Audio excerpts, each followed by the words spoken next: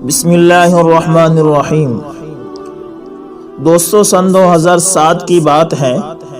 London کے ایک عربی ریسٹورنٹ میں ہم لوگ مغرب کی نماز سے تھوڑی دیر پہلے ڈنر کے لیے داخل ہوئے۔ ہم لوگ ہوٹل میں بیٹھے اور ویٹر آرڈر لینے کے لیے آ گیا۔ میں نے مہمانوں سے چند منٹ کے لیے اجازت طلب کی اور پھر واپس آ گیا۔ اتنے میں مہمانوں میں سے ایک شخص نے سوال کیا، ڈاکٹر صاحب آپ کہاں گئے تھے؟ آپ نے تو بڑی تاخیر ہی کر دی۔ میں نے کہا میں معذرت خواہ ہوں، دراصل میں نماز پڑھ رہا تھا۔ اس نے مسکراتے ہوئے کہا، آپ اب تک نماز پڑھتے ہیں؟ میرے بھائی آپ تو قدامت پسند ہیں۔ میں نے بھی مسکراتے ہوئے پوچھا، قدامت پسند؟ وہ کیوں؟ کیا اللہ تعالیٰ صرف عربی ممالک میں ہے، لندن میں نہیں ہے؟ اس نے کہا، ڈاکٹر صاحب میں آپ سے کچھ سوالات کرنا چاہتا ہوں اور آپ سے یہ درخواست کرتا ہوں کہ آپ اپنی جس کشادہ ظرفی کے لیے معروف ہیں اسی کشادہ قلبی سے مجھے تھوڑا سا برداشت کریں گے۔ میں نے کہا جی مجھے تو بڑی خوشی ہوگی، لیکن میری ایک شرط ہے۔ اس نے کہا جی فرمائیے۔ میں نے کہا اپنے سوالات مکمل کر لینے کے بعد تمہیں ہار یا جیت کا اعتراف کرنا پڑے گا، ٹھیک ہے نا یہ بات؟ اس نے کہا ٹھیک ہے، مجھے منظور ہے اور یہ رہا میرا وعدہ۔ میں نے کہا چلو بحث شروع کرتے ہیں، فرمائیے آپ کیا پوچھنا چاہتے ہیں؟ اس نے کہا آپ کب سے نماز پڑھ رہے ہیں؟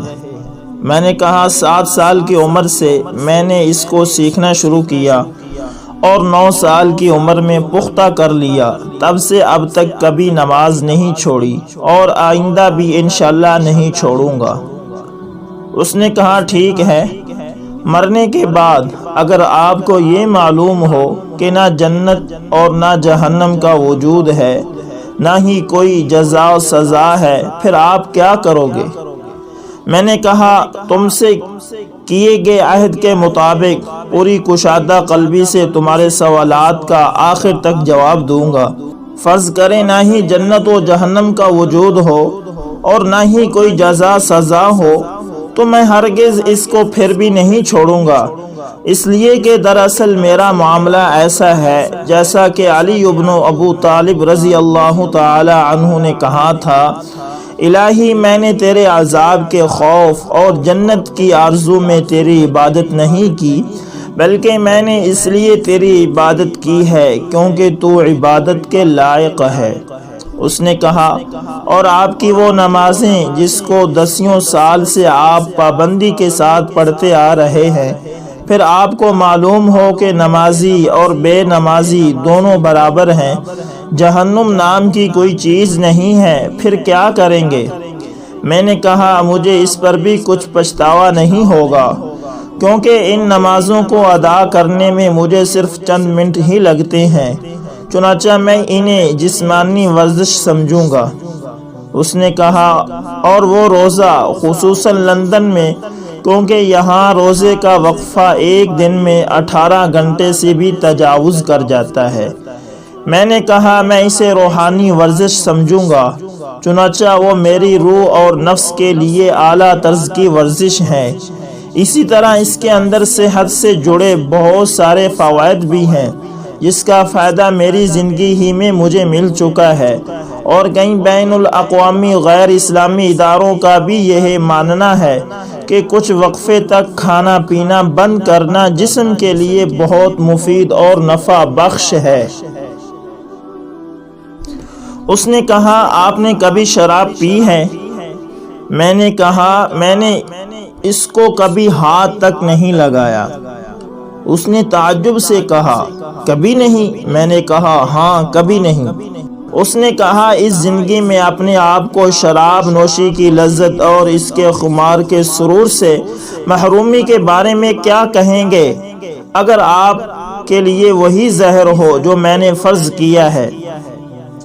میں نے کہا شراب کے اندر نفع سے زیادہ نقصان ہے، اور میں سمجھوں گا کہ میں نے اپنے آپ کو اس نقصان دہ چیز سے بچا لیا ہے اور اپنے نفس کو اس سے دور رکھا ہے۔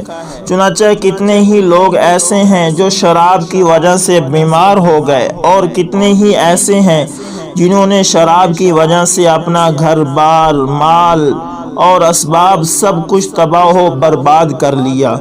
اسی طرح غیر اسلامی اداروں کی عالمی رپورٹ کو دیکھنے سے بھی یہ پتہ چلتا ہے کہ وہ بھی شراب کے اثرات اور اس کو لگاتار پینے کے انجام سے متنبہ کرتی ہیں۔ اس نے کہا حج اور عمرہ کا سفر، جب موت کے بعد آپ کو معلوم ہوگا کہ اس طرح کی کوئی چیز نہیں ہے اور اللہ تعالی نعوذ باللہ موجود ہی نہیں ہے۔ میں نے کہا میں عہد کے مطابق چلوں گا اور پوری کشادہ ظرفی سے تمہارے سوالات کا جواب دوں گا۔ میں حج اور عمرے کے سفر کو ایک خوبصورت تفریحی سفر سے تعبیر کروں گا، جس کے اندر میں نے ہر درجے کی فرحت و شادمانی محسوس کی اور اپنی روح کو آلائشوں سے پاک صاف کیا، جس طرح تم نے اپنے اس سفر کے لیے کیا، تاکہ تم ایک اچھا وقت گزار سکو اور اپنے عمل کے بوجھ اور معمولات زندگی کی تھکان کو دور کر کے اپنی روح کو تازگی فراہم کر سکو۔ وہ میرے چہرے کو کچھ دیر تک خاموشی سے دیکھتا رہا، پھر گویا ہوا، آپ کا بہت بہت شکریہ کہ آپ نے میرے سوالات کو بڑی کشادہ قلبی کے ساتھ برداشت کیا۔ میرے سوال ختم ہوئے اور میں آپ کے سامنے اپنی ہار تسلیم کرتا ہوں۔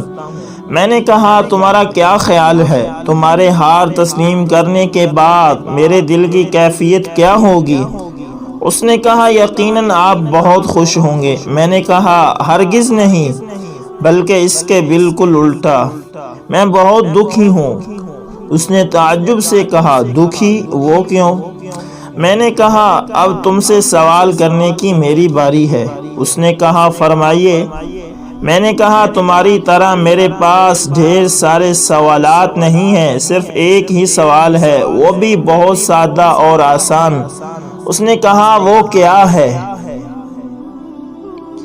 میں نے کہا میں نے تمہارے سامنے واضح کر دیا ہے کہ تمہارے مفروضے کے واقع ہونے کے بعد بھی میں کسی طرح کے گھاٹے میں نہیں ہوں، اور نہ ہی اس میں میرا کسی قسم کا نقصان ہے، لیکن میرا وہ ایک آسان سوال یہ ہے کہ تمہارا اس وقت کیا ہوگا اگر حالات تمہارے مفروضہ کے برعکس ظاہر ہوئے، یعنی موت کے بعد تمہیں معلوم ہو کہ اللہ تعالیٰ بھی موجود ہیں، جنت و جہنم بھی ہے، جزا و سزا بھی ہے، اور قرآن کے اندر بیان کیے گئے سارے مشاہدات اور مناظر بھی ہیں، پھر تم اس وقت کیا کرو گے؟ وہ میری آنکھوں میں آنکھیں ڈال کر خاموشی کے ساتھ دیر تک دیکھتا رہا، اور پھر ویٹر نے ہمارے میز پر کھانا رکھتے ہوئے ہماری خاموشی کو توڑ دیا۔ میں نے اس سے کہا مجھے ابھی جواب نہیں چاہیے، کھانا حاضر ہے، ہم کھانا کھائیں اور جب تمہارا جواب تیار ہو جائے گا تو برائے مہربانی مجھے خبر کر دینا۔ ہم کھانے سے فارغ ہوئے اور مجھے اس نے کوئی جواب نہیں دیا، اور میں نے بھی اس وقت اس کو جواب کے لیے کوئی تکلیف نہیں دی۔ ہم بہت ہی سادگی کے ساتھ جدا ہو گئے۔ 1 مہینہ گزرنے کے بعد اس نے مجھ سے رابطہ کیا اور اسی ریسٹورنٹ میں ملاقات کا مطالبہ کیا۔ ریسٹورنٹ میں ہماری ملاقات ہوئی، ہم نے ایک دوسرے سے ہاتھ ملایا کہ اچانک اس نے میرے کندھے پر اپنا سر رکھ کر مجھے اپنی باہوں میں پکڑ کر رونے لگا۔ میں نے اپنا ہاتھ اس کی پیٹھ پر رکھا اور پوچھا کیا بات ہے، تم کیوں رو رہے ہو؟ اس نے کہا میں یہاں آپ کا شکریہ ادا کرنے اور اپنے جواب سے آپ کو باخبر کرنے کے لیے آیا ہوں۔ 20 سال سے بھی زیادہ عرصہ تک نماز سے دور رہنے کے بعد اب میں نے نماز پڑھنا شروع کر دیا ہے۔ آپ کے جملوں کی صدائیں میرے ذہن و دماغ میں بلا توقف گونجتی ہیں اور میں نیند کی لذت سے محروم ہوتا رہتا ہوں۔ آپ نے میرے دل و دماغ اور جسم میں آتش فشاں چھوڑ دیا تھا۔ اور وہ میرے اندر اثر کر گیا۔ مجھے احساس ہونے لگا کہ جیسے میں کوئی اور انسان ہوں اور ایک نئی روح میرے جسم کے اندر حرکت کر رہی ہے۔ ایک بے مثال قلبی سکون بھی محسوس کر رہا ہوں۔ میں نے کہا ہو سکتا ہے کہ جب تمہاری بصارت نے تمہارا ساتھ چھوڑ دیا ہو تب ان جملوں نے تمہاری بصیرت کو بیدار کر دیا ہو۔ اس نے کہا بالکل ایسا ہی ہے، یقیناً جب میری بصارت نے میرا ساتھ چھوڑ دیا تو ان جملوں نے میری بصیرت کو بیدار کر دیا۔ میرے پیارے بھائی، تہ دل سے آپ کا شکر گزار ہوں کہ آپ نے اس واقعے کو سنا، اور آپ سے گزارش ہے کہ آپ یوں ہی مت گزر جائیں بلکہ اس کو نشر کریں، شاید یہ کسی شخص کی ہدایت کا ذریعہ بن جائے۔ امید کرتا ہوں کہ یہ ویڈیو آپ کو پسند آئی ہوگی۔ اگر یہ پسند آئے تو لائک، شیئر اور کمنٹ میں اپنی رائے کا اظہار ضرور کیا کریں، اور اگر آپ ہمارے چینل پر نئے ہیں تو ہمارے چینل کو ضرور سبسکرائب کر لیں اور ساتھ میں بیل کے نشان کو دبانا نہ بھولیے گا تاکہ ہر نئی آنے والی ویڈیو کا نوٹیفیکیشن سب سے پہلے آپ کو ملے۔ جزاکم اللہ خیر۔